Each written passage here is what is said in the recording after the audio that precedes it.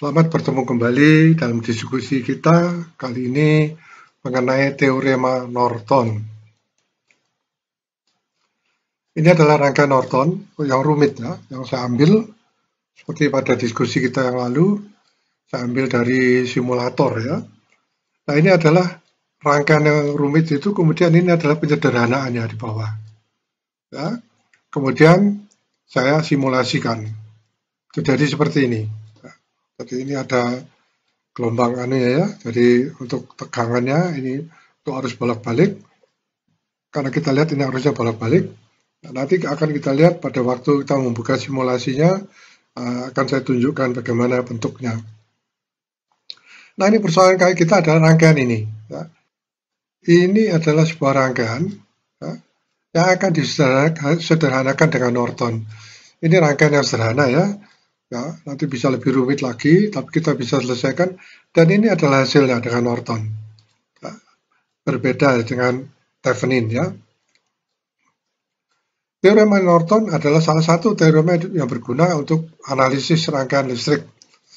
Teorema Norton menunjukkan bahwa keseluruhan jaringan listrik tertentu kecuali beban dapat diganti dengan rangkaian ekuivalen yang hanya mengandung sumber arus listrik independen dengan sebuah resistor yang terhubung secara paralel.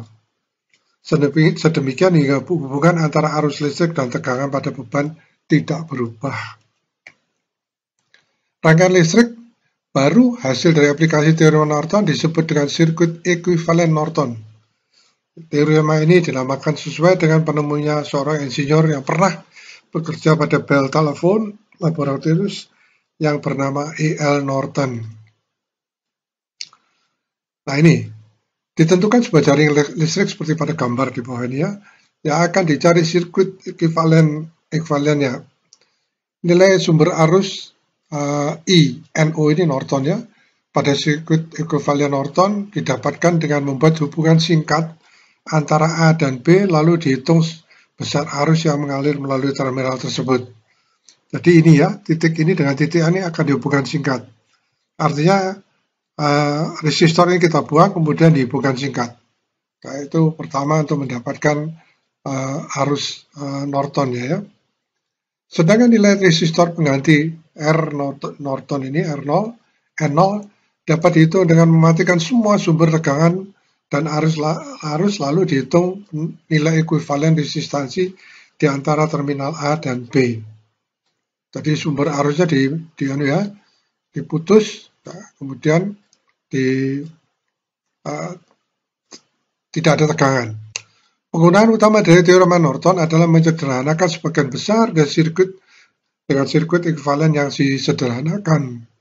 Ya, seperti pada awal tadi saya tunjukkan suatu sirkuit Norton sirkuit yang rumit ya, belum diselesaikan dengan Norton. Pengertian teorema Norton dan cara perhitungannya. Teorema Norton adalah salah satu teori atau alat analisis yang dapat digunakan untuk menyederhanakan suatu rangkaian linear yang rumit menjadi rangkaian yang lebih sederhana. Ya, seperti definisi awal tadi ya. Berbeda dengan teori Thevenin, yang penyederhanaannya menggunakan sumber tegangan, voltage source ekuivalen dengan merangkai resistor ekuivalen secara seri. Itu yang diskusi kita yang lalu. Teorema Norton menyederhanakannya dengan menggunakan sumber arus, ya, current source ekuivalen dan perangkaian resistor ekuivalen secara paralel. Teorema Norton ini berasal dari dua orang peneliti yang bernama Harris Ferdinand Mayer dari Siemens and Halske dan Edward Lorin Norton. Tadi sudah saya sebutkan dari Bell Laboratories, ya, Bell Telephone ini ya. Karena ditemukan oleh dua orang peneliti, teorema Norton ini juga sering disebut dengan teorema Mayer-Norton atau Mayer-Norton Theorem. Bunyi teorema Norton. Setiap jaringan listrik linear atau rangkaian rumit tertentu dapat digantikan oleh rangkaian sederhana yang hanya terdiri dari sebuah sumber arus, IN Norton ya, dan sebuah resistor yang diparalelkan atau RN. Rangkaian pengganti disebut dinamakan juga dengan rangkaian ekuivalen Norton. Cara menganalisis rangkaian linear. Nanti kita lihat ya pada waktu kita menganalisis memakai simulatornya. Berikut ini adalah langkah-langkah atau tahapan untuk menganalisis dan menghitung suatu rangkaian linear dengan menggunakan teorema Norton. Pertama, hubung singkatkan resistor beban. Nah, ini dalam prakteknya saya lepas itu ya, resistornya kemudian saya hubungkan A dan B. Hitung atau ukur arus pada rangkaian hubungan singkat tersebut. Arus ini disebut dengan arus Norton. Ini bisa dihitung, bisa ditemukan. Nanti kita lihat contohnya. Selanjutnya adalah lepas arus sumber, tadi GGL-nya, ya. Hubung singkat tegangan sumber dan lepaskan resistor beban. Hitung atau ukur resisten rangkaian terbuka. Ya, resisten ini dinamakan dengan resistensi Norton. Gambarkan kembali dengan memasukkan nilai atas pada rangkaian yang dihubung singkatkan. Ya, rangkaikan arus sumber dan resisten pada rangkaian terbuka yang dibuka sebelumnya. Hubungkan kembali resistor beban yang dilepaskan sebelumnya. Ini merupakan rangkaian yang telah disederhanakan berdasarkan teorema Norton atau umumnya disebut dengan rangkaian ekuivalen Norton. Nanti kita lihat ya. Mungkin Anda tidak bisa bayangkan karena tidak ada contohnya. Hitung arus beban yang mengalir dan tegangan beban pada resistor beban berdasarkan aturan pembagi arus listrik atau current divider rule. Ini ya. Jadi ini L itu beban, ya. Ya, arus beban sama dengan arus Norton dibagi tahanan Norton per tahanan Norton tambah tahanan beban. Ya. Contoh kasus untuk menganalisis rangkaian linear dan menggunakan teorema Norton dengan mengikuti langkah-langkah di atas. Pada gambar di bawah ini, hitung nilai resistansi Norton dan arus Norton serta tegangan beban VL ya, L ini load ya, pada resistor beban RL dengan menggunakan teorema Norton. Nah, ini adalah problem kita ya.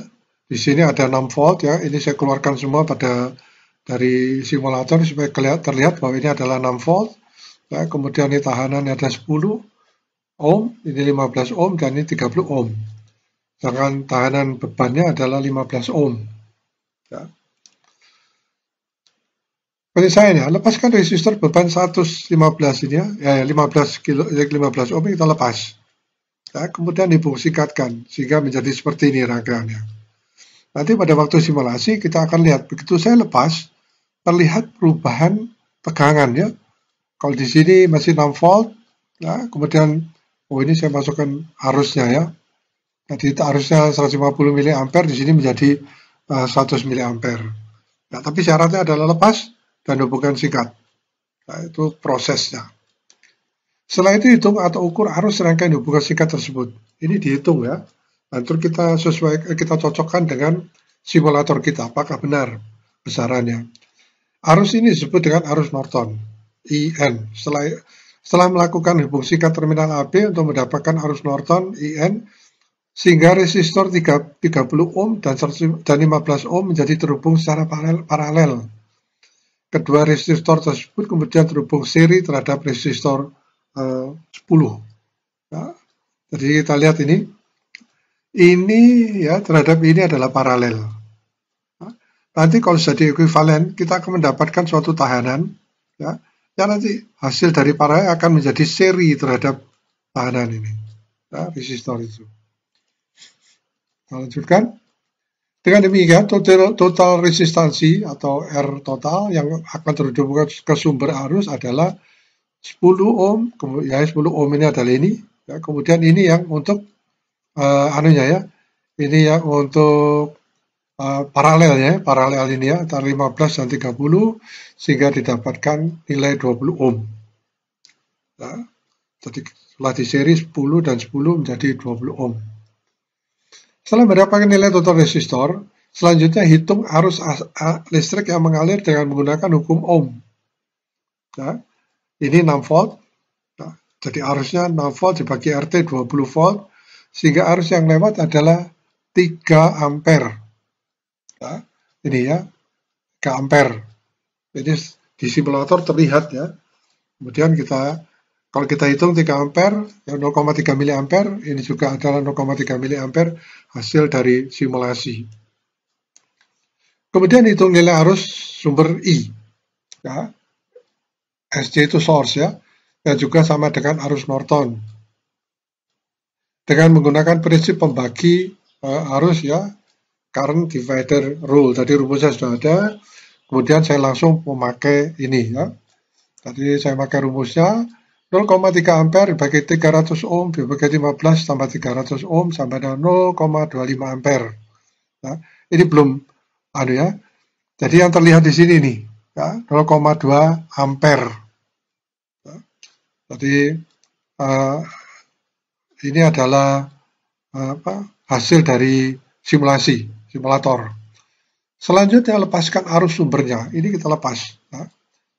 Hubungan singkat, ya, short, hubungan singkat sehingga jaringannya akan menjadi seperti ini. Ya. Ini masih bentuk simulator, ini saya sudah riset tidak ada arusnya, sehingga terlihat bahwa sumbernya kita lepas, kemudian kita hubungkan singkat. Ya. Selanjutnya hitung atau ukur resistansi rangkaian terbuka. Resistansi ini namakan dengan resistansi Norton atau Rn. Karena tegangan sumber dihubungkan singkat, maka tegangan sumbernya sama dengan 0. Ini 0. Ya. Jadi cuma ada 3 resistor aja. Ya. Seperti pada gambar, dapat dilihat resistor 15 ohm berhubungan seri dengan resistor 300 ohm dan 10 ohm. Perhitungan untuk mencari resistor Norton adalah sebagai berikut. Ya, ini adalah, kalau ini adalah untuk paralelnya, ya, kemudian kalau sudah seperti ini asal ekuivalen paralel ditambah seri dengan seri, sehingga didapatkan tahanan Nortonnya 22,5 ohm. Jadi kalau yang ketiga disederhanakan menjadi seperti ini, hanya satu tahanan 22,5 ohm. Ya. Selanjutnya, hubungkan resistor Norton Rn secara paralel dengan sumber arus. Ya, ini IN. Ya. Dan pasangkan kembali resistor beban seperti pada gambar. Jadi ini sumber arusnya. Ya. Kemudian ini adalah tahanannya Rn-nya. Ya. Kemudian ini adalah bebannya yang sudah kita lepas pada awalnya. Nah, ini adalah penyederhanaan dari diagramnya. Ini setelah kita simulasi di simulator. Langkah terakhir adalah menghitung nilai arus beban dan nilai tegangan beban pada resistor beban berdasarkan hukum Ohm. Ya, yang bisa kita diskusikan. Menghitung arus beban IL yang mengalir melalui resistor beban RL adalah seperti ini. IL sama dengan IN ditambah N Norton dibagi Rn Norton ditambah R load-nya, bebannya. Kita lihat di di diagramnya ya. Nah, sehingga IL sama dengan IN itu 0,2 ampere ditambah tahanan Nortonnya 22,5, kemudian tahanan load-nya adalah 15 ohm, sehingga didapatkan 0,12 ampere. Menghitung tegangan beban VL pada resistor beban RL, ya. V sama dengan I kali R. Tegangan load sama dengan arus load kali tahanan load. Ya, sama dengan 0,12 ampere kali 15 ampere, sehingga tegangan load, tegangan beban adalah 18 volt. Jadi arus beban yang mengalir melalui resistor beban adalah 0,12 ampere, sedangkan tegangan beban adalah 1,8 volt. Ya. Dari rangkaian aslinya sampai ke rangkaian ekuivalen Norton, kita dapat melihat perbedaan yang sangat besar. Rangkaian ekuivalen Norton lebih sederhana dan lebih mudah untuk merangkainya. Nah, selanjutnya kita akan melihat bagaimana kita melaksanakan semua langkah-langkah ini di alat simulator kita.